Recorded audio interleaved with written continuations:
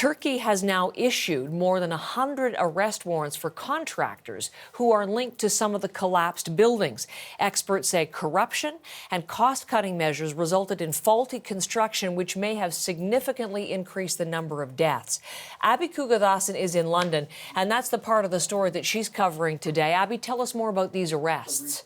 Heather, multiple arrests in recent days. 2 people detained in Gaziantep province accused of taking out a column to make more room in one of the buildings that was destroyed. On Sunday, 2 others detained at Istanbul airport. One of the men, Yavuz Karakus, says he followed all the rules. Another contractor, Mehmet Yazır Koskun, was also detained at Istanbul airport, but on Friday, and he was about to board a flight to Montenegro. He insists that he wasn't fleeing the country. He's linked to a residential building with more than 200 apartments, and it was only built 10 years ago. Now, I spoke with Professor David Alexander this morning. He's an expert on disaster planning. He says these buildings didn't just collapse in Turkey, they disintegrated into tiny fragments, which left no gaps for people to possibly huddle in and await rescue. So the government is going after the contractors, Heather, and the opposition in Turkey going after the government.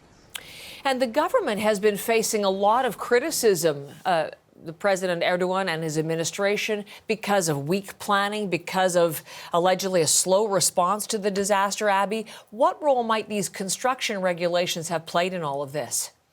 Yeah, critics are specifically pointing at a construction amnesty Erdogan granted that in 2018 ahead of an election, and it allowed companies to build without the necessary safety certificates. Professor Alexander says these regulations are in place in the country, but they were easily flouted. Let's have a listen.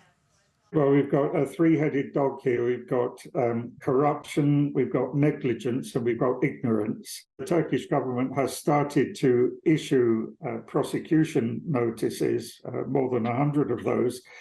That, I think, is a little bit hypocritical given the message sent out by the amnesties that the government has given to those who have not followed the rules, which, whenever that happens, is an invitation not to follow the rules in the future.